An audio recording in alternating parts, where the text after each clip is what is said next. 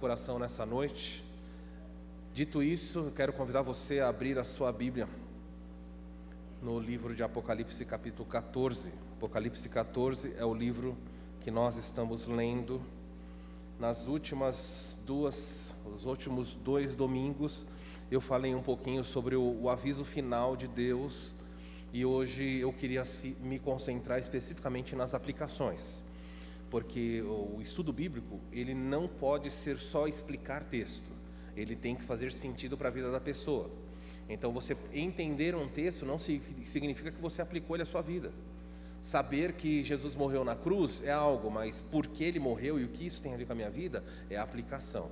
Então, hoje, eu vou me concentrar na parte da aplicação desse texto para nosso benefício. Diz assim, eu vou ler do verso 6, Apocalipse 14, 6 a 11. Vi ainda outro anjo voando pelo meio do céu, tendo um evangelho eterno para pregar aos que se assentam sobre a terra, e a cada nação, e tribo, e língua, e povo, dizendo em grande voz: temei a Deus e dai glória, pois é chegada a hora do seu juízo. Adorai aquele que fez o céu e a terra e o mar e as fontes das águas. Seguiu-se a esse um outro anjo, um segundo anjo, dizendo: Caiu a grande Babilônia, que tem dado a beber a todas as nações do vinho da fúria da sua prostituição. E seguiu-se então a este o terceiro anjo, dizendo em grande voz: se alguém adora a besta e a sua imagem, e recebe a sua marca na fronte ou sobre a mão, esta pessoa receberá o vinho da cólera de Deus, vinho preparado sem mistura, do cálice da sua ira, e será atormentado com fogo e com enxofre, diante dos santos anjos, na presença do Cordeiro. E a fumaça do seu tormento sobe pelos séculos dos séculos, e não tem descanso algum, nem de dia e nem de noite, os adoradores da besta, ou da sua imagem, ou aquele que recebe a marca do seu nome. Até aí, nós vamos então fazer a aplicação desse texto.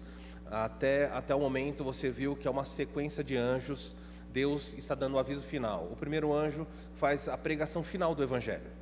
É Deus dizendo: chega, se vocês não ouviram a igreja durante 2 milênios, se vocês não ouviram 144 mil missionários que enviei pelo mundo, se vocês não querem ouvir as 2 testemunhas que eu levantei, e por fim, se você não ouve o anúncio angelical, que é o cumprimento de uma profecia que dizia, lá onde Jesus falou, não a profecia, mas em Mateus 24, Jesus disse que o Evangelho seria pregado em todo o mundo. E hoje o Evangelho, ele está espalhado pelo mundo, mas ele não chegou em cada tribo, aldeia, língua e nação. Isso não aconteceu. Então, como Deus vai fazer isso? Deus vai providenciar que o anjo pregue para toda língua, povo, tribo e nação. Ele voa pelo céu para ficar longe do alcance do anticristo, seu reino. Lembrando que neste momento nós estamos o período de tribulação de 7 anos, que o livro de Apocalipse, na sua ampla maioria, se concentra. Nós passamos da metade da tribulação, estamos na parte final, os últimos 3 anos e meio, que é chamado na Bíblia de a grande tribulação. Então todo o período é chamado de tribulação, mas para diferenciar a primeira metade da segunda, a segunda é chamada de a grande tribulação. E o próprio Jesus diz: se esses dias não fossem abreviados, se eles não fossem apenas 3 anos e meio, não sobraria, não restaria vida na terra. Mas por causa das pessoas a quem Deus quer salvar, Ele reduziu este momento para que as pessoas tivessem uma oportunidade. O anjo pregou, o primeiro anjo falou, anunciou 24 horas rodando pela terra e pregando, e muitas pessoas, ou a maioria delas, não aceitou. É por isso que o segundo anjo vem. Então o segundo anjo diz: caiu a grande Babilônia. Babilônia é uma cidade. Babilônia é uma cidade que existiu no passado, foi fundada por um homem chamado Nimrod. Lá em Gênesis 11, depois você pode ler, Gênesis 10, você pode ler a respeito disso. No futuro, Babilônia vai se tornar não só uma cidade, mas também uma região que está ali hoje na região do Iraque. Babilônia então se concentra na época, em Gênesis, era a primeira cidade a ser edificada. Passaram-se aí milênios. E aí você vai ter por volta do ano 600 a.C., você tem Babilônia de novo aparecendo com o Império Neocaldaico, com Nabucodonosor assumindo o poder e reinando no trono da Babilônia durante vários anos. E no final da história aparece de novo Babilônia. A Babilônia foi destruída e Babilônia não deveria ser reedificada. Eu mencionei para vocês que no ano de 1991 o ditador iraquiano Saddam Hussein decidiu reconstruir Babilônia e começou a trabalhar efetivamente para a reconstrução daquela cidade. E aprove Deus na sua soberania, mantendo os critérios que ele estabeleceu, que o Iraque foi atacado. Saddam Hussein morreu e Babilônia não foi reedificada. E agora você vê esse anjo dizendo, lá no futuro, caiu a grande Babilônia. Babilônia é uma cidade, mas neste momento, aqui no livro de Apocalipse, vai estar também falando de um sistema, uma forma de governo global, cuja sede pode ser lá no Iraque, ou simplesmente pode significar os valores defendidos pela Babilônia, tá bom? As duas coisas aí podem ser aplicadas. Eu vou falar bastante sobre a Babilônia, capítulo 17, capítulo 18, por isso eu não estou explicando muito o que Babilônia, nesse texto especificamente, significa.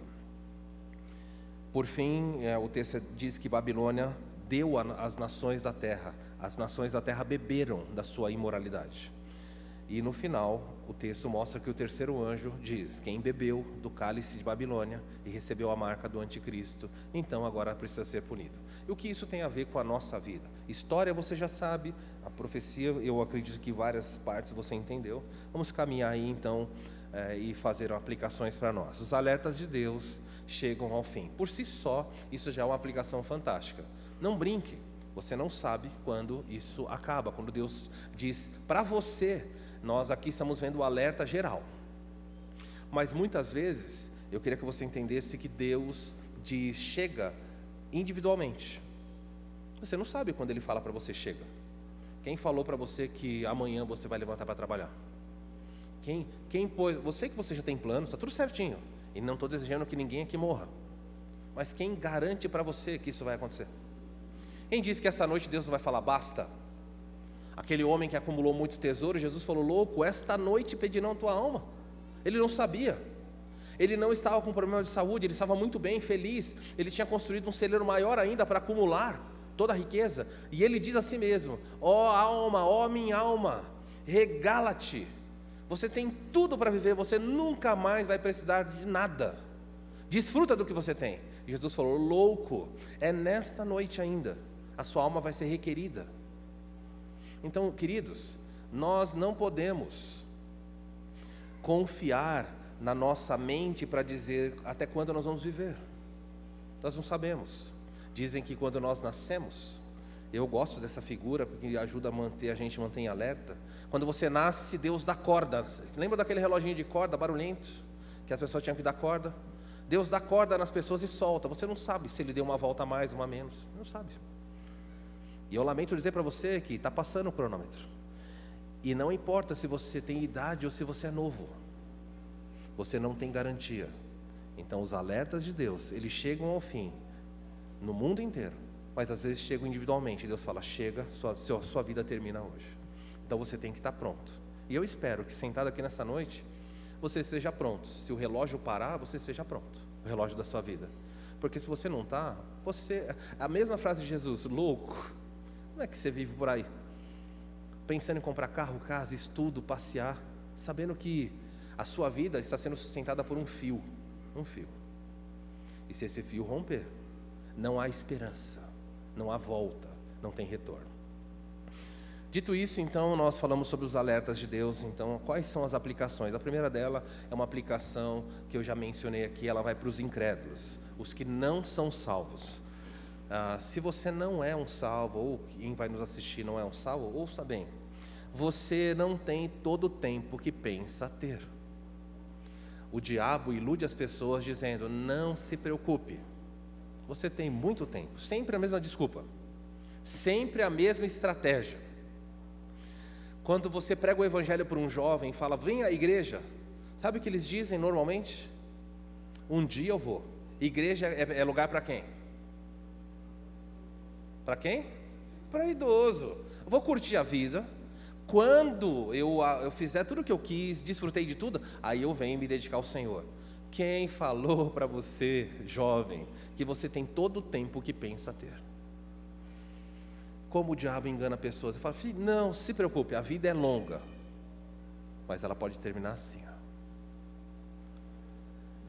Por isso, esse texto do anjo nos ensina, não acredite que você tem o tempo, não pense que você tem mais tempo, porque o tempo é algo que só Deus mensura. Arrependa-se. Por quê? Simplesmente porque um terrível juízo se aproxima e os avisos de Deus chegarão ao fim. O que um incrédulo deveria fazer diante dessa mensagem? Duas coisas. A primeira é, tema a Deus, como o anjo pregou o evangelho fazendo isso. Temei a Deus. Temer a Deus é ter um temor reverente e um temor respeitoso. Creia em Jesus, salve-se por medo do inferno. Está certo, é preciso ter medo do inferno. Você não foge de um lugar se você não tiver medo. Você não abandona algo se o medo não vier. Então tenha medo. Jesus falou mais sobre o inferno do que ele falou sobre o amor. Jesus falou mais sobre o inferno do que ele falou sobre a oração. As pessoas não entendem isso. Ele praticamente suplicou para os seus discípulos, não vão para lá, porque o fogo não apaga, o verme não morre, não há esperança. Os discípulos estavam com medo dos romanos, que queriam matar a sua vida. Jesus falou, não tenham medo daqueles que podem destruir só o corpo. Temei antes aquele que pode fazer perecer no fogo o corpo e a alma. É esse que vocês deveriam temer. Então, duas atitudes que o incrédulo tem que fazer diante de um texto como esse. Tema a Deus, que é respeito, acredite no que ele falou, volte-se para ele e depois adore-o. Adoração significa passe a servi-lo. Tenha medo, vá até ele e fala, salva-me, Senhor. E depois, viva para servi-lo. Eu coloquei aqui em cima o aviso angelical para hoje, e ali está angelical entre aspas, porque hoje os anjos não estão pregando, não é? Mas eu queria dizer para você uma coisa importante. Na língua grega, a palavra grega para anjo é a palavra angelos. Angelos significa simplesmente mensageiro. Então no português pegaram o termo grego angelos e traduziram, simplesmente transliterando diretamente, angelos para anjo. E o que significa angelos ou anjo? Mensageiro. Agora sim você tem que prestar atenção. Deus tem anjos hoje pregando. Você sabia que todo pastor, todo pregador é um anjo? É um mensageiro. Quando alguém abre a escritura e anuncia algo para você, ele é um anjo nesse sentido aqui. Ele não é um ser angelical, mas ele é um mensageiro, ele é um porta-voz. Por que Deus usa o termo angelos para os seres? Porque cada ser angelical que aparece era só um mensageiro. Eles apareciam, salve Maria, mulher agraciada. Aparecia um outro anjo, sempre o anjo aparece e tem uma mensagem. Por isso, eles são mensageiros. E desde que Jesus foi embora, já 2 milênios, ele enviou muitos mensageiros humanos, diversos. Há um texto na Bíblia que diz assim que, falando para os crentes, sejam hospitaleiros, porque muitos, sendo hospitaleiros, sem saber hospedaram a anjos, receberam em sua casa anjos. 2 possibilidades, as duas estão certas. Há pessoas que, por serem hospitaleiros, receberam na sua casa anjos, seres angelicais de verdade. A pessoa não sabia que era um anjo, ou até sabia, e recebeu um anjo em casa. No Antigo Testamento isso aconteceu direto. Abraão olhou, vinham 3 pessoas, ele recebeu em casa um anjo. Mandou a mulher fazer um carneiro lá, e uma coalhada, e serviu para eles. Eram anjos. Quem mais recebeu anjos em casa? Ló. Ele viu os homens na praça, não fiquem aqui na praça, vamos para minha casa. Ele recebeu anjos sem saber, por ser hospitaleiro, ele recebeu 2 seres angelicais na sua casa, e foi salvo através daqueles anjos. Mas também é possível que você receba anjos humanos, mensageiros. Eu não conheço a história detalhada, eu conheço da maioria de vocês, mas não sei detalhadamente. Talvez na sua casa, Deus colocou na sua casa, pela sua casa, passou um mensageiro. Às vezes você hospedou uma noite alguém ao longo da sua história. Alguém que foi bênção, que passou por ali, mensageiros de Deus. Quem já leu a história de Eliseu sabe que Eliseu passava pela casa de uma viúva, de uma família simples, e eles fizeram um quarto e dedicaram aquele quarto ao profeta. Eles entendiam, olha, esse quarto aqui é um quarto de alguém santo, nós queremos que esse quarto, e é certo agir assim, fazer da sua casa uma extensão para receber pessoas. Por isso, os anjos do céu não estão descendo para pregar agora, eles vão pregar no futuro, mas saibam que nessa noite, eu e todos os ministros que pregarem a verdade, eles estão fazendo o papel angelical. E nessa noite, assim como aquelas pessoas rejeitarão a mensagem do anjo de Deus, tantas pessoas rejeitam a mensagem dos anjos que vem no púlpito dizendo: arrependam-se, arrependam-se, arrependam-se. A pessoa está pensando: o que eu vou comer depois do culto? O que eu vou fazer nas férias? O que vai ter hoje? Vai ter cantina? Não vai ter cantina? Você não tem todo o tempo que você pensa ter. Arrependa-se. Se você não é salvo, essa é a mensagem para você. Para os crentes, o aviso angelical dos púlpitos, tá bom?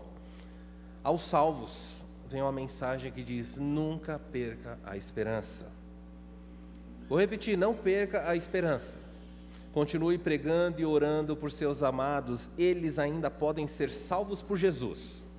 Um dia, um anjo de Deus pregará a todos, mas felizes são os que se convertem hoje. Eu sei que alguns de vocês podem olhar para alguns familiares, algumas pessoas e falar assim: eu não tenho mais esperança, eu já preguei. Eu conheço pessoas assim, até do meu contexto familiar, que eu falo: olha, não dá, não sei mais o que fazer, não tem mais. E eu queria renovar para você a mensagem de que você não pode salvar os seus. Não compete a você levar os seus filhos, os seus pais, o seu cônjuge. Não compete a você. Pode ser que, se o Senhor buscasse a sua igreja hoje, diversos da sua família ficassem. Que bom se todos fossem. Mas eu digo com tristeza, é muito provável que todos nós tenhamos familiares que vão ficar. E o nosso coração se aperta quando você vê alguém assim. Talvez nessa noite, sentado aqui, você tenha familiares que estão doentes, acamados, estão no UTI, estão no hospital, e o seu coração fica pequeno, porque você fala: Senhor, eles não conhecem a verdade, ou se conheceram a verdade, rejeitaram a verdade. Nós não sabemos o que acontece, nós não sabemos como Deus vai lidar com cada pessoa. Ele salvou você, louve a Ele. Mas nunca pare de pregar e nunca perca a esperança. Eu conheço a história de vários de vocês, como eu falei. Eu sei que tem pais aqui cujos filhos, nessa noite, pais e mães que estão aqui, e os filhos estão vivendo uma vida errada, completamente torta. É bom estar na presença de Deus, mas é triste você olhar para o lado e não ver o seu marido, ou não ver a sua esposa, ou não ver os seus filhos, ou não ver os seus pais. O seu coração fica pequeno. Mas ao olhar uma mensagem como essa, Deus está dizendo para você: eu ainda tenho planos de alcançar esse mundo. Então, faça a sua parte, pregue, descanse, porque ainda que você venha a partir dessa terra, sem ver os seus salvos, sobrinho, neto, filho, pai, não importa, Deus ainda é capaz de buscá-los. Mas, tem a notinha no final: mais felizes, muito mais felizes, são os que se converterem hoje. Pois quem se converte hoje recebe salvação e consolo.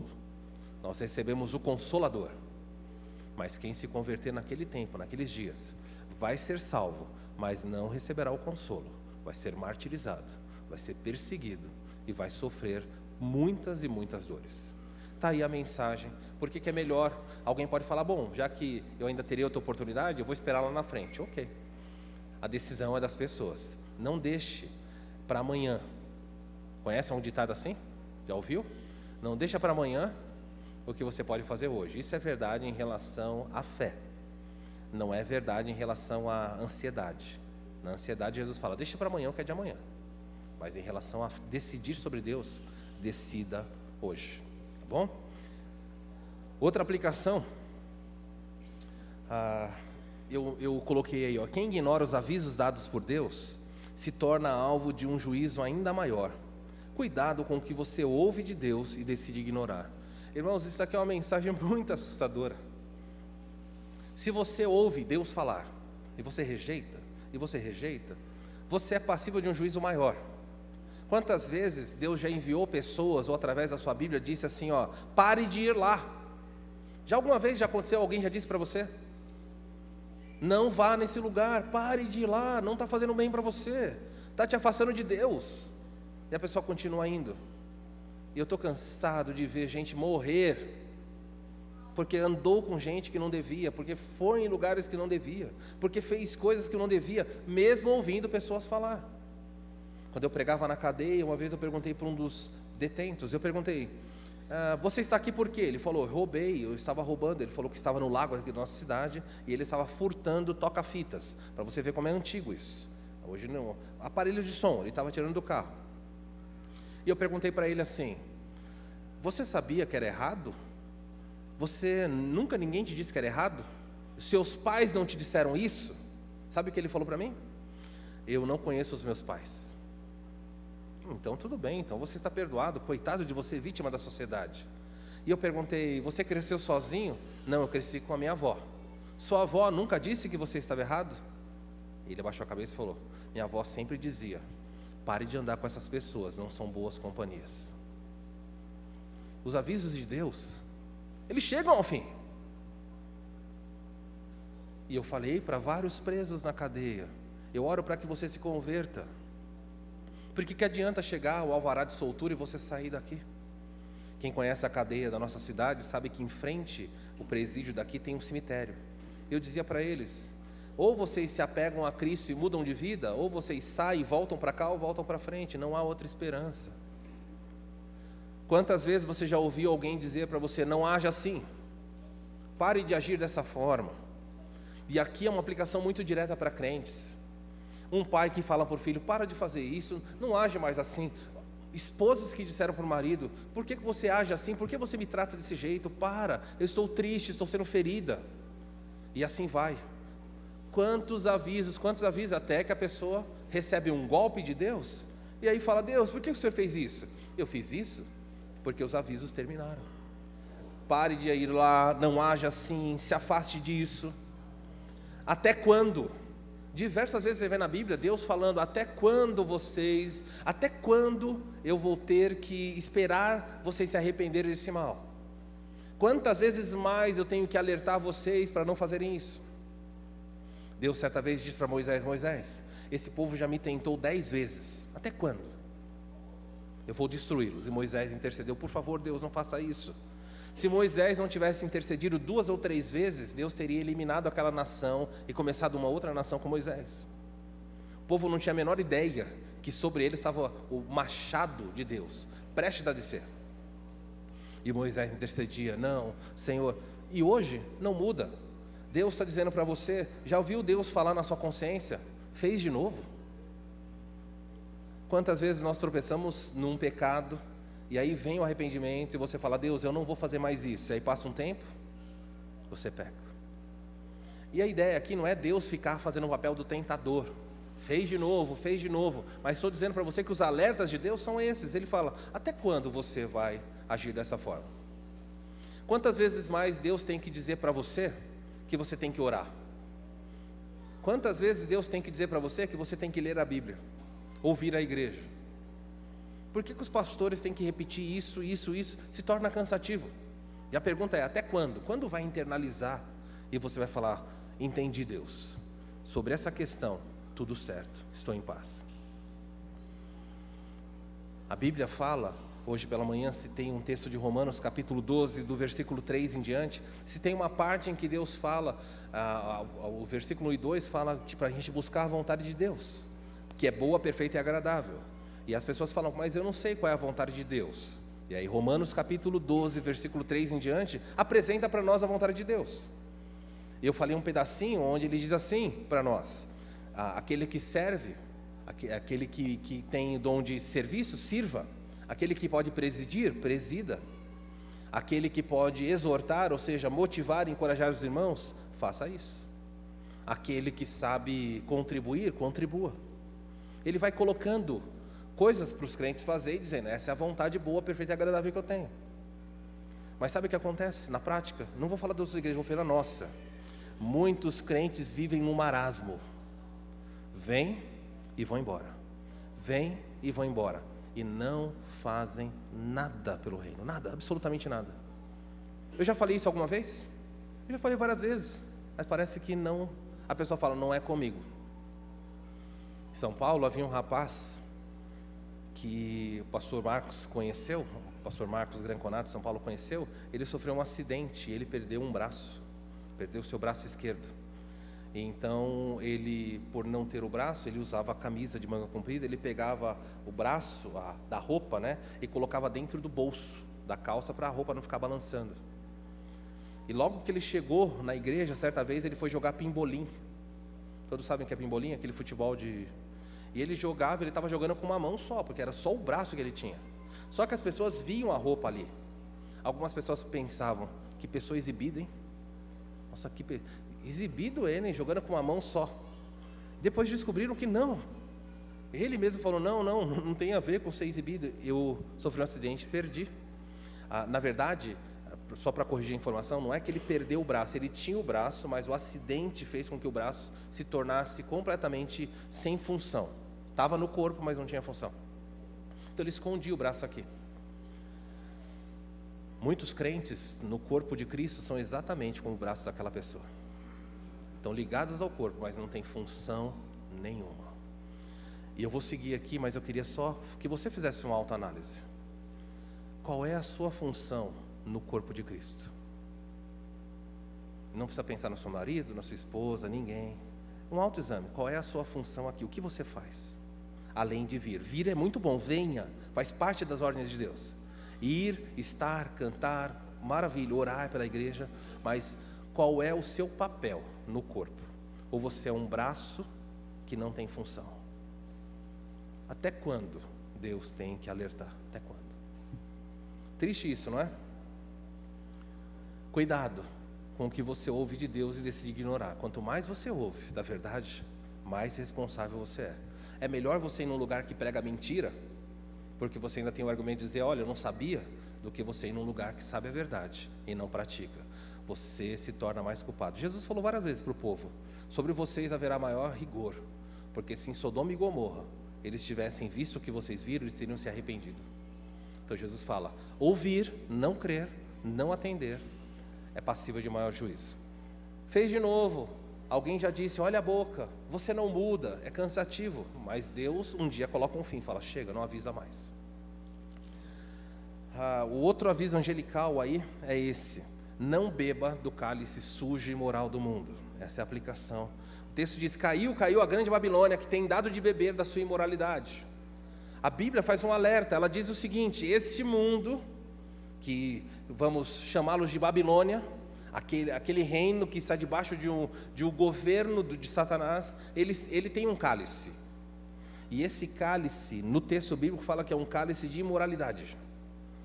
E este mundo, irmãos, ele tem dado de beber para as pessoas de fora e, tristemente, para as pessoas de dentro da igreja. E há pessoas que bebem até derramar, se deleitam na sujeira que o mundo oferece. E vêm para a igreja, muitas vezes, espiritualmente falando, cobertos de imundícia. E está tudo certo. Hoje vão participar da cálice do Senhor. E alguns são capazes de participar do cálice do Senhor, ousam participar do cálice do Senhor, com a vida cheia de coisas imundas. E acha normal.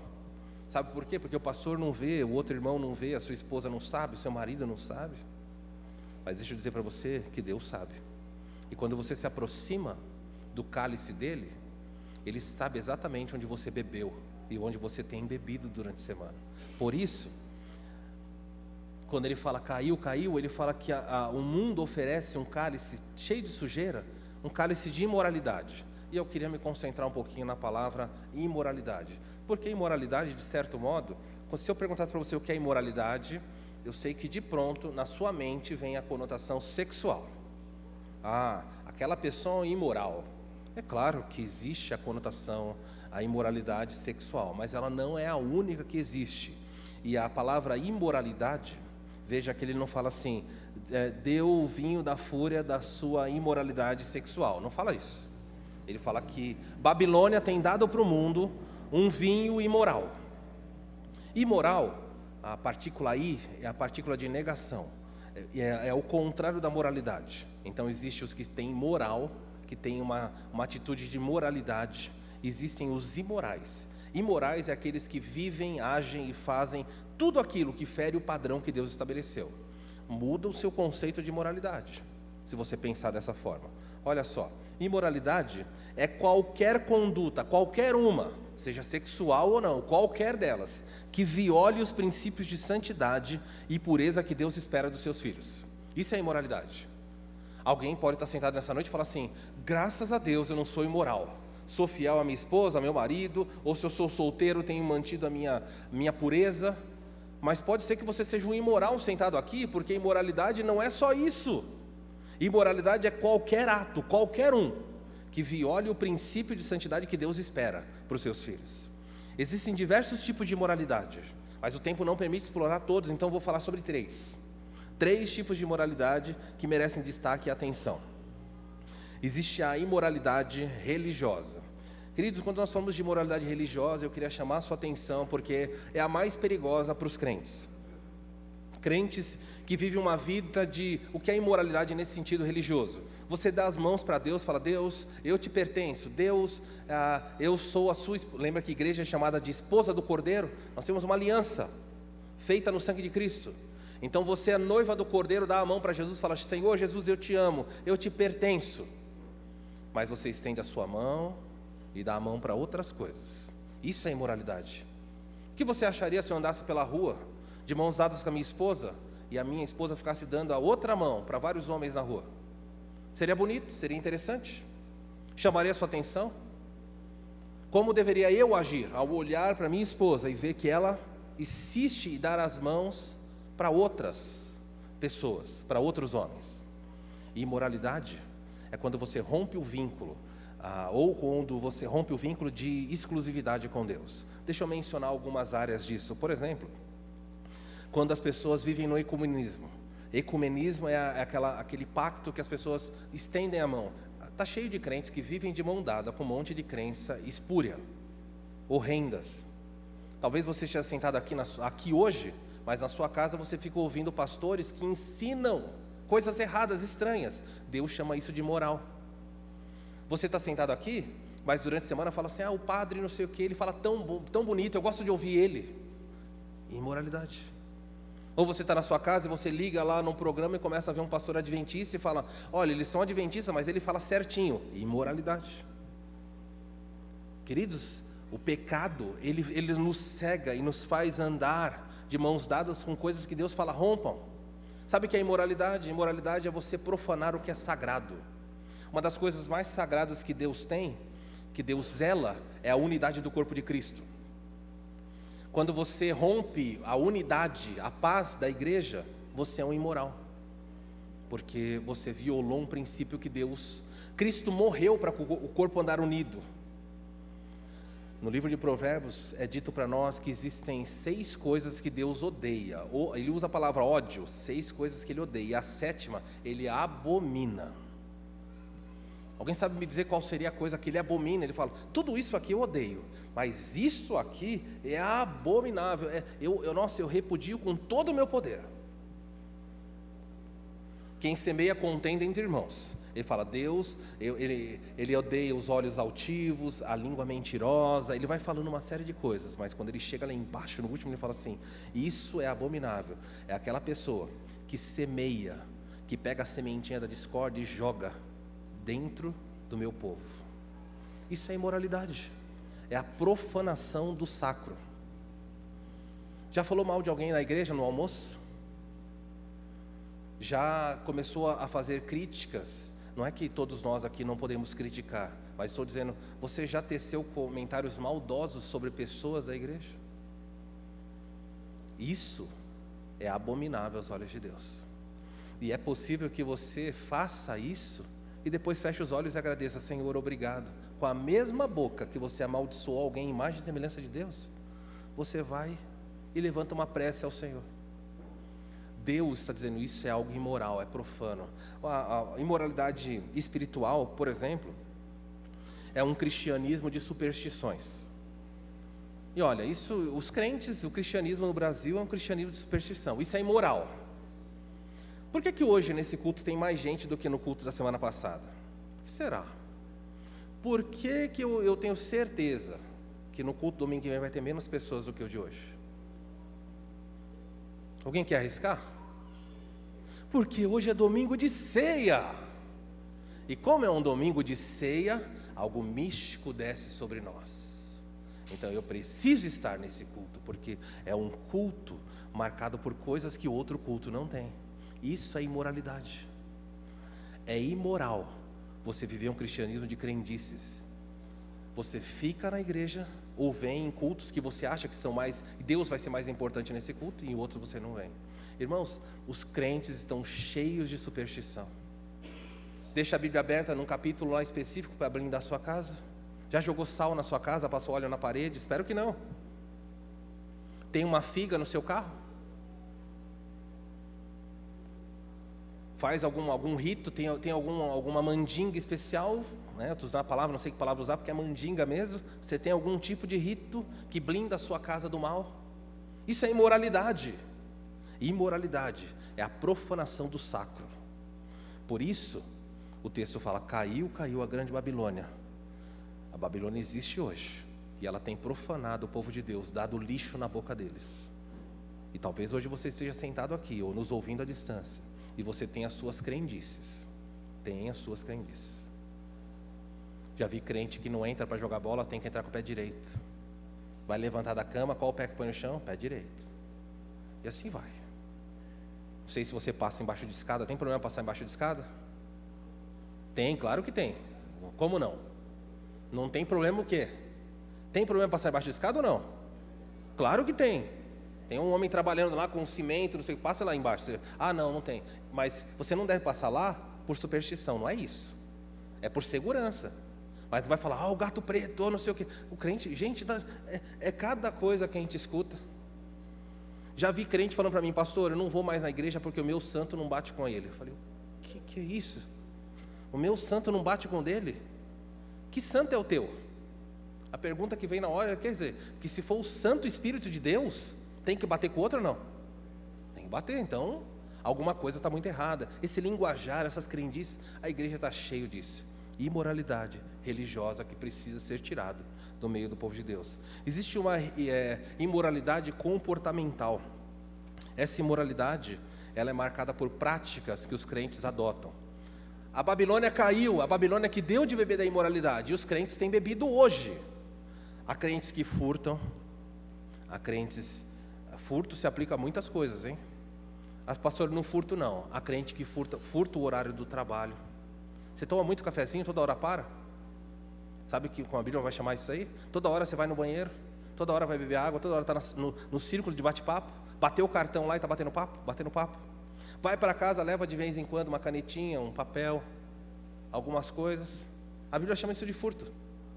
Isso é imoralidade comportamental. Há pessoas que exploram outros. Às vezes pelo trabalho, ou seja qual for a razão, não importa. Explorar outros é errado, principalmente se for seus irmãos. Há pessoas que passam rasteira. Há pessoas que são hábeis no lábio. Levam qualquer pessoa, alguns dizem que davam nó em água, não é? Pessoas que convencem e levam os outros a tropeçar.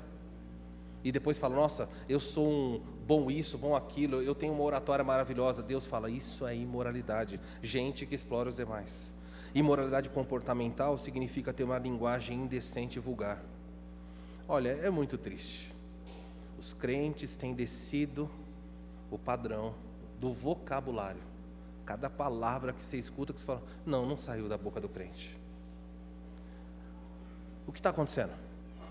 Nós estamos bebendo do cálice que Babilônia oferece. Quando você liga a televisão, pode imaginar isso, com toda certeza, sai um cálice bem grandão. Começam a falar muito palavrão no filme. Já percebeu como aumentou o número, o vocabulário ficou mais pesado nos filmes? Se você for no cinema, mesmo que o outro seja um idioma de outro país, às vezes a pessoa nem falou aquilo, mas para o português alguém traz aquele palavreado horrendo. É o cálice saindo e fala: abre a boca, eu vou dar para você. E você começa a ouvir, e daqui a pouco de vez em quando dá uma escapada. Você fala, nossa, olha o que eu falei. É o cálice da Babilônia escorrendo nos lábios dos crentes. Nós precisamos entender que a Bíblia tem história, mas ela tem aplicações para a nossa vida. Babilônia tem dado de beber. Amizades tortas. E eu poderia, a respeito de comportamento aqui, mencionar uma coisa, dois aspectos antes de eu terminar no último ponto ali. Existe uma imoralidade que está relacionada a ter amizades que são completamente equivocadas. Deixa eu deixar bem claro para você que não importa se é dentro da igreja ou se é fora dela, você precisa andar com pessoas que te puxem, que te motivem na fé. Se você tem alguém no seu trabalho, na sua escola, que para você tem sido obstáculo a você caminhar bem, a Bíblia fala para você romper. Pastor, mas se for da minha família, a Bíblia fala para você se afastar o máximo que você puder. Mesmo que seja na sua casa, você não pode beber o cálice que Babilônia está dando. Você não pode apoiar comportamentos errados. Você não pode apoiar o erro sob nenhum pretexto. Nenhum. Os vínculos da fé são maiores do que os vínculos de sangue. Os vínculos de santidade suplantam os vínculos de amizade deste mundo. Pastor, mas se eu fizer isso, a pessoa vai ficar brava comigo. Que fique. Alguém vai ficar bravo com você. Ou Deus fica bravo com você, ou a pessoa fica brava com você. Então, se você tem que escolher alguém, eu sugiro que você escolha certo. Diga não. Se posicione. Porque senão você vai viver bebendo o cálice da imoralidade comportamental. E não importa se você é convertido há uma semana, ou se você tem 100 anos de conversão. Todos nós precisamos avaliar nossas amizades, nossas pessoas que estão em volta da nossa vida, familiares de fora, trabalho, escola, e dizer, não vou andar mais com você, porque você me impede de andar bem. E sabe de uma coisa? Talvez, você seja um empecilho para que essa pessoa que vive em pecado, esse descrente, no trabalho, na escola ou na família, ele de voltar, talvez seja você o obstáculo. A gente atrasa o processo de Deus, porque Deus tem caminhos, Deus tem planos, e nós criamos os nossos falando, eu tenho um jeito melhor. Eu tenho um jeito melhor. Qual é o jeito melhor? É o amor. O amor é a melhor coisa. Então eu vejo uma pessoa fazendo uma coisa errada, eu vou lá e digo, eu amo você, eu vou ficar junto com você. Está errado. Precisamos saber. Imoralidade comportamental. Por fim, existe uma imoralidade, aí é bem fácil, não tem muito mistério, é a imoralidade sexual. E isso, queridos, eu diria que ninguém que está aqui, nem eu, nem você, ninguém escapa disso aqui, ninguém. Nós somos tentados com maus pensamentos, nós somos tentados em todo o tempo, alguns mais, outros menos. Você sabe qual é a média de idade? As crianças estão lá em cima, estão protegidas. Você sabe qual é a média de idade que uma criança pequena vai ter acesso à pornografia? Com 6 anos de idade, ela já está tendo acesso à pornografia. E algumas até menos. Há várias crianças com quem os seus filhos têm contato que vivem num lar totalmente desajustado. Há crianças, e eu já conheci crianças assim, que estavam em casa brincando, enquanto os pais ou o companheiro da mãe, não sei como que funciona, deixava passando vídeo pornográfico. A criança passava, assistia. Quando vinha para a escola, comentava com os outros. O diabo não está brincando, ele vem destruindo. E aí o seu filho está do lado dessa criança na escola.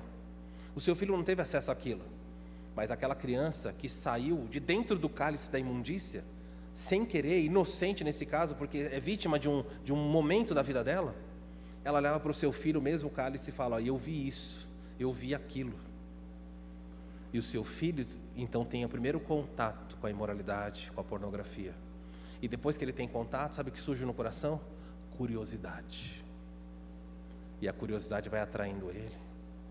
E aí tem os desenhos, tem os filmes, sempre tem algo. E você adulto aqui, casado ou solteiro, não importa. O diabo vai oferecer para você a imoralidade sexual. No nosso país, isso daqui é imbatível. Nós somos no pior país do mundo. relacionada à imoralidade sexual. Algumas vezes você já foi orar ou ler a Bíblia e veio uma imagem indevida na sua mente, que você viu, ou algo que você ouviu que te perturba. Nós vivemos num país de lascívia, de licenciosidade, em que pessoas podem vir à igreja, sentar no culto e falar: Deus, eu te amo, mas saírem daqui para viver uma vida imoral, completamente imoral. É como se colocassem máscaras. Eu venho à igreja e agora eu sou santo, eu saio da igreja e sou imoral. Queridos, como vamos viver assim? Eu não sei da sua vida, mas Deus sabe. Você não sabe da minha, mas Deus sabe. E se nós não ouvirmos a mensagem dele e saber que há um prazo que ninguém pode determinar para que as coisas terminem, então abrace a fé hoje. E a segunda verdade de que a Babilônia tem um cálice dando a beber todo mundo, afaste desse sujo cálice todos os que querem andar com o Senhor. Ore a Deus, porque não depende da sua força. Você tem que pedir: Senhor, tem piedade de mim, tem piedade dos meus filhos. Pais, homens que estão aqui, escutem o que eu vou dizer. Sobre você recai sobre você uma cobrança extraordinária, assustadora. As mulheres muitas vezes querem assumir a liderança da casa, não tem ideia o que é isso. Deus vai cobrar de você, pai, homem, as decisões que os seus filhos estão tomando quando eles estão debaixo da sua tutela. É você que determina o que ele assiste em casa, onde ele vai, o que ele fala, quem são os amigos. É papai que toma essa decisão. E para as mães que estão aqui, cujos pais têm uma vida que reprovável nesse sentido, então vocês se posicionem. E para os solteiros que estão aqui, vocês têm que cuidar da sua própria vida. Afastem-se de pessoas que vivem na imoralidade, que seduzem vocês com programações imorais. Tudo pode parecer inofensivo, mas não é. Me lembro quando eu fui casar, nós fomos a São Paulo comprar vestido para minha esposa. Pastor, mas o noivo pode ver a roupa da noiva? Você decide. Eu fui ver. Eu fui escolher. Fui ver. Por quê? Estava cansado de ver noivas que entravam na igreja seminuas. Eu falei: eu não quero isso. Eu sabia que ela ia escolher bem, mas eu sabia que quando ela chegasse na Rua das Noivas de São Paulo, as vendedoras viriam com vestidos. E foi exatamente isso. Primeiro, quando nós chegamos na Rua das Noivas, quem foi atender já não foi uma vendedora. De certo modo, não foi uma vendedora, né, Isa? Era um homem que era um homossexual, e ele começou a abordar ela e falar: essa roupa aqui vai ficar linda em você e não sei o quê. Eu falei: essa não. Ele já olhou para mim e falou: essa não, você pode guardar. Não, mas você que vai escolher? Eu que estou escolhendo. Vai lá. Aí vem a outra: não, essa não, pode levar, essa também não. Ele ficou bravo. Não, mas está na moda. Não, eu não perguntei para estar na moda. Eu quero um vestido.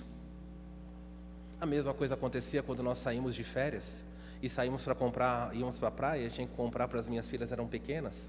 Nós tínhamos que comprar maiô. Nós queríamos maiô e não achávamos maiô. E quando achávamos o maiô, irmãos, eu falava: isso é maiô? É. E as meninas lembram, elas iam para a praia, elas iam com aquela roupinha de surf, sabe? Tudo bem, a pessoa fala: vocês são de outro mundo? Somos, de outro mundo, dos céus, do reino dos céus, de outro lugar. Você tem que saber, você pai, você vai fazer escolhas. Eu tenho um amigo, um pastor, que ele decidiu não ir mais para a praia com a família. Ele tinha vários filhos, vários. E ele falou assim, eu perguntei por quê. Ele disse assim: eu não posso submeter meus filhos ao critério das pessoas, porque elas não têm mais critério, não tem nenhum. Eu sento aqui com a minha família, eu quero curtir o mar, louvar a Deus, brincar na areia, mas a pessoa aqui do lado põe um funk, com as letras mais imundas. E Babilônia tira aquela mão assim, traz na sua frente, para os seus filhos, enquanto brincam com areia, estarem bebendo da imoralidade. E quando não tem aquele funk com uma letra suja, tem pessoas completamente nuas, andando, rebolando na frente de todo mundo. E ele falou: tem vários filhos homens. Ele falou: eu não quero mais. De quem é a decisão? Você, pai, você. Que Deus ajude você a tomar essas decisões, porque elas não são fáceis, mas são decisões, por último, importantes. O último aviso é muito difícil, a última aplicação desse texto, é muito difícil imaginarmos um sofrimento eterno tão duro como a Bíblia mostra. É ou não é? Você lê um texto como esse, é muito difícil, gente, é muito, muito difícil. Mas a pergunta que você responder é: Deus mentiria? A Bíblia estaria errada no que ela diz? porque ele diz: não haverá descanso algum. O culto da semana passada terminou e eu conversando com o Adalto, hoje ele não veio, eu não vi ele aí. O Adalto, ele disse para mim assim: pastor, eu durante a minha peregrinação até eu chegar à fé, eu passei por lugares que diziam para mim que quando a pessoa morre, ela fica dormindo. Ela fica tranquilamente dormindo, não tem dor, não tem sofrimento, não tem nada. E lá no final, Deus então vai levantar aquela pessoa, e se ela for uma pessoa boa, vida eterna. E se ela não for uma pessoa ruim, Deus vai acabar e simplesmente termina. Mas a Bíblia não ensina isso. Ninguém dorme quando morre. Ninguém. A única coisa que fala de dormir na Bíblia é referente ao corpo. O corpo é colocado num estado, numa posição que é semelhante a dormir, mas o corpo vai se corromper. Mas a alma da pessoa, no momento que os olhos fecham, é um piscar de olho, ela fecha desse lado e abre do outro. E quando ela abre, ou a paz ou a chamas. Não tem outra alternativa. E o alívio de uma gota seria suficiente. Mas as pessoas andam com a vida. Não há escapatória. A igreja romana ensina que se você viver a vida aqui, você seguir os sacramentos, e você partilhar dos sacramentos, principalmente da hóstia, se você tomar a hóstia, quando você morrer, você vai para o céu, se você fez tudo direitinho. Se Maria mediar você, se tudo for do jeito que eles ensinam, você cumpriu, ok. Mas se você não cumprir, você vai para um lugar chamado purgatório, e lá você fica purgando, queimando um pouco, sofrendo um pouco, até que seus pecados sejam purgados e você sai. A Bíblia não ensina isso, ela fala: não há saída, não tem descanso nem de dia e nem de noite. Por mais difícil que seja aceitar essas coisas, confia na Escritura. Deus não mente. Se isso é verdade, todo o resto é verdade. E hoje você sentado aqui tem que saber: esse lugar é o lugar que espera você ou não? Eu espero de coração que não seja. Mas se você não crê em Cristo, você pode ser a pessoa mais bem-sucedida do mundo, pode ganhar milhares, pode ser a pessoa mais famosa e querida e amada desse mundo, mas é este lugar que espera você. Vão fazer um funeral maravilhoso, se você for muito famoso e rico, mas é neste lugar que você vai estar. A Bíblia não mente.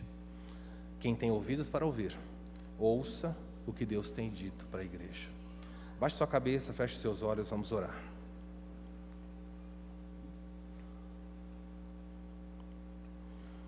Pai, nós, ao olharmos esse texto, finalmente concluindo ele, olhando as aplicações, nós pedimos que o Senhor nos ajude.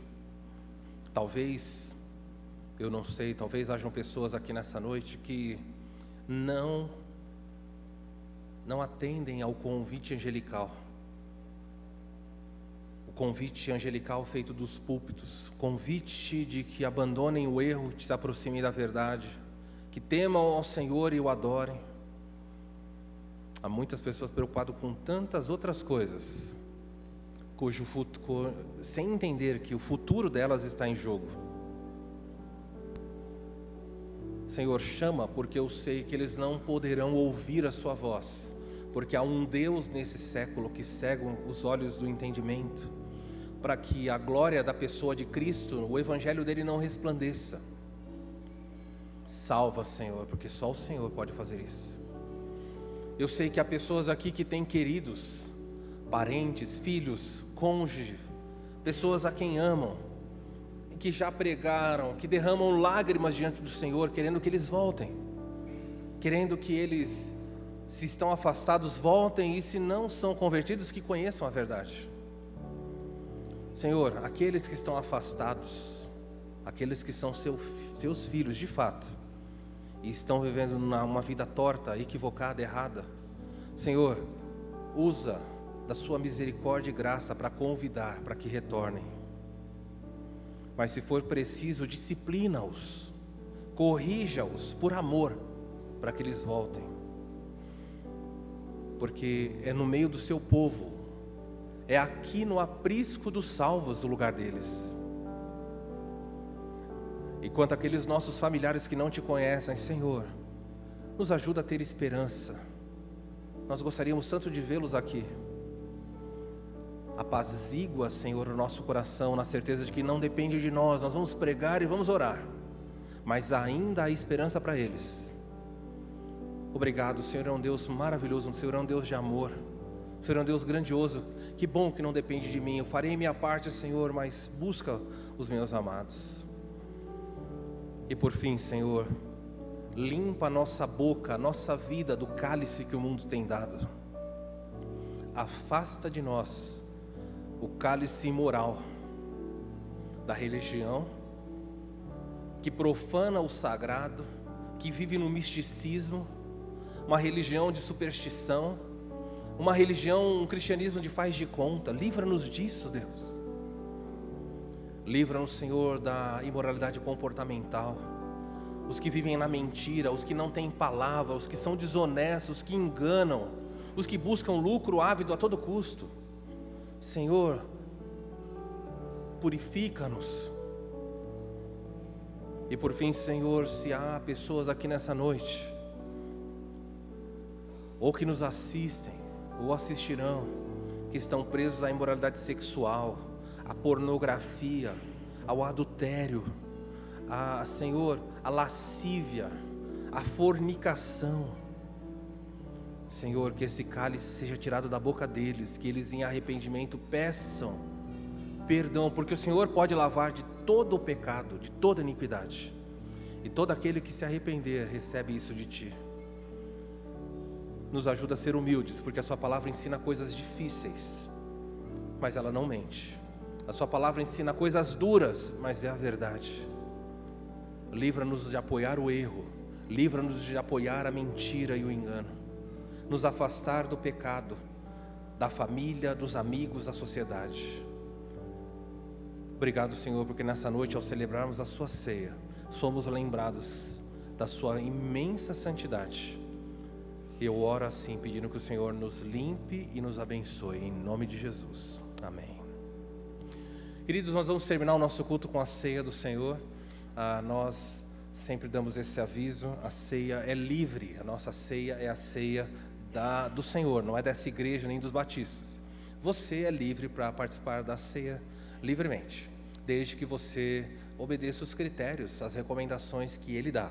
O primeiro deles é que você seja um crente. Se você não é crente, não participe, porque é a profanação do sagrado. Não participe.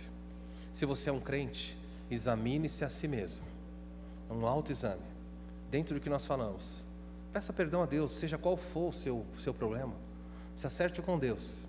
Se envolver outra pessoa, quando for possível, se acerte com outra pessoa. Mas não deixe de participar da ceia. A ceia do Senhor é um momento de intimidade.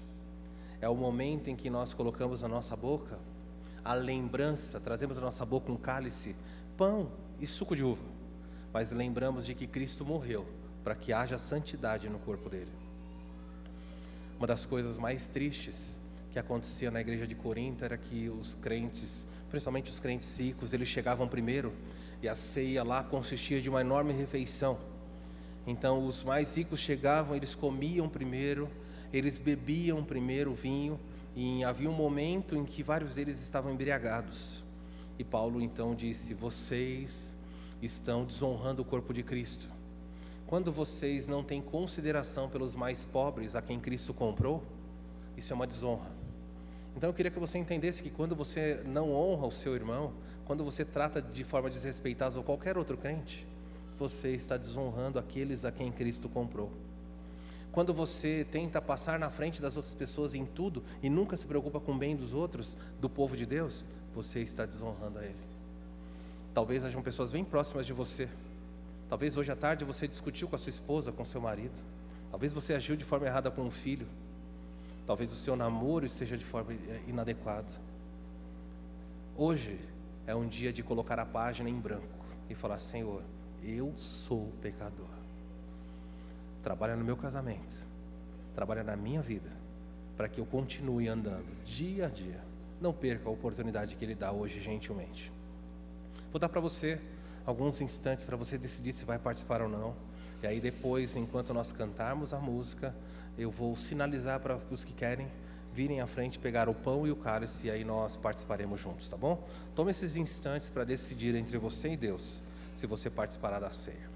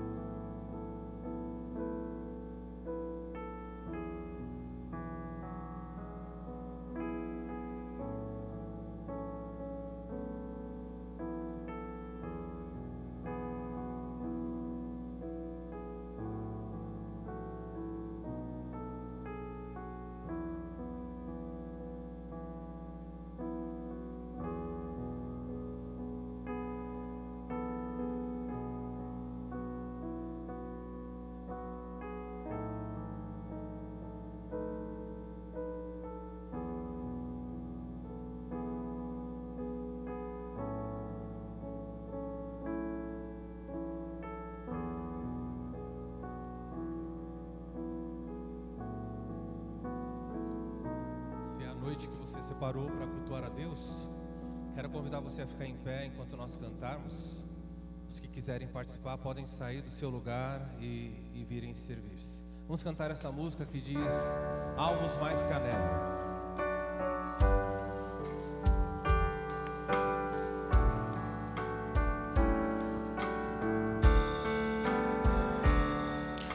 Seja bendito o Cordeiro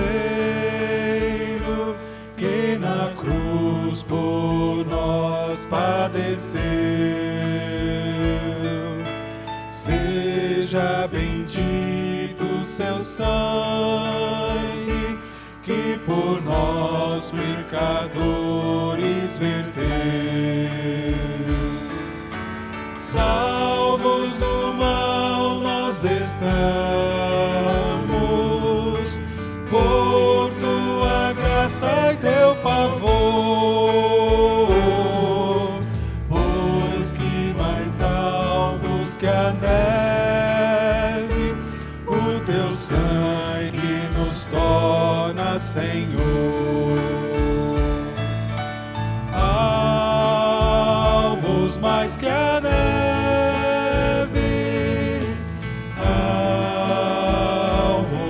que a neve, pois em seu sangue lavados, nós temos perdão do Senhor.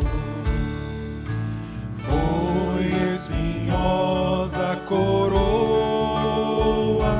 que Jesus por nós suportou. Foram profundas as chagas que nos provam o quanto Ele amou. Há nessas chagas pureza para o indigno pecador, pois que mais alvos que a neve, teu sangue nos torna, Senhor. Alvos mais que a neve, alvos mais que a neve, pois em seu sangue lavados, nós temos perdão do Senhor. Vamos parar um instantinho. Podem se assentar onde vocês estão. Nós vamos cantar a última estrofe daqui a pouco. Se tudo a ti confessarmos e seguirmos na sua luz, Ele não somente perdoa, mas purifica também. Na noite que Jesus foi traído, Ele tomou o pão, e a Bíblia disse que, tendo dado graças, Ele o partiu e disse: isso é meu corpo dado por vocês. E um morreu para que outros não precisassem passar por isso. Nada adiantaria se outra pessoa morresse. Tempo atrás alguém me perguntou: pastor, eu ouvi dizer que Jesus, ele era duas pessoas e Deus não pode morrer, então quem morreu na cruz foi um homem. E eu disse: louve a Deus, porque isso é mentira, porque se só um homem tivesse morrido na cruz, quem pagou o seu preço eterno? As pessoas não entendem o que é morte. Morte não é deixar de existir, porque Deus então não poderia morrer, não pode deixar de existir. Morte é a separação. Quando Jesus disse: Pai, nas suas mãos entrego o meu espírito, Ele morreu, porque o corpo ficou na cruz e a alma foi para onde? Foi para o céu. Isso é morte. Morte, na Bíblia, é só separação. Separação, morte física do corpo e da alma. Então Deus morreu na cruz para me salvar. Entenda isso de uma vez por todas. Não tem problema nenhum, Deus morreu na cruz. E Ele disse: façam isso em memória de mim, todas as vezes que vocês estiverem reunidos. Por isso, nessa noite, nós vamos participar juntos do pão. Participemos.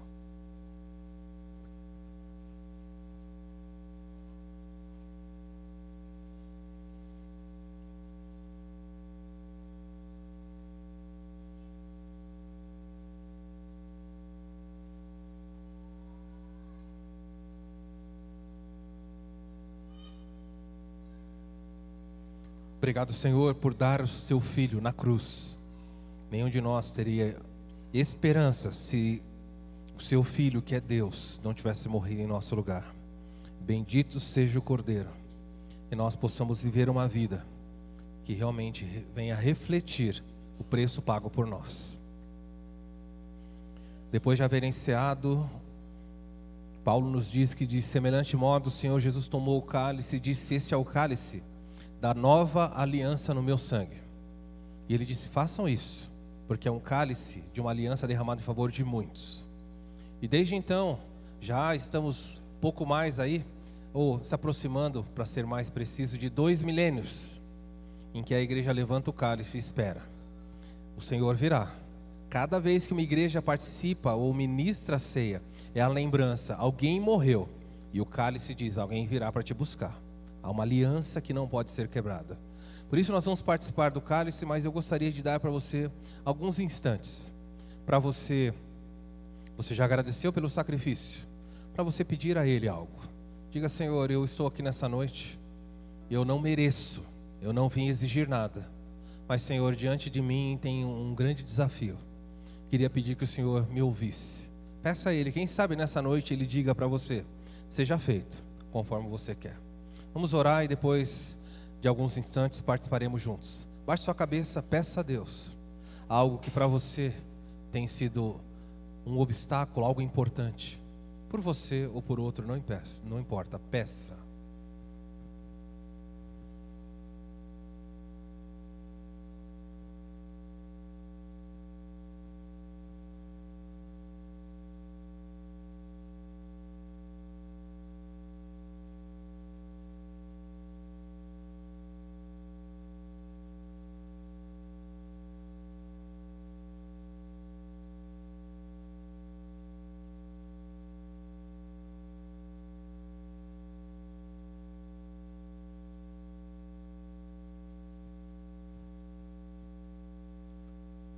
Senhor, é diante de Ti que o Seu povo faz esse pedido, e subindo desse lugar ao Teu trono de graça, esses pedidos foram recolhidos. Que o Senhor atenda conforme a Sua grande sabedoria e vontade. É a nossa oração em nome de Jesus. Amém. Participemos todos do cálice.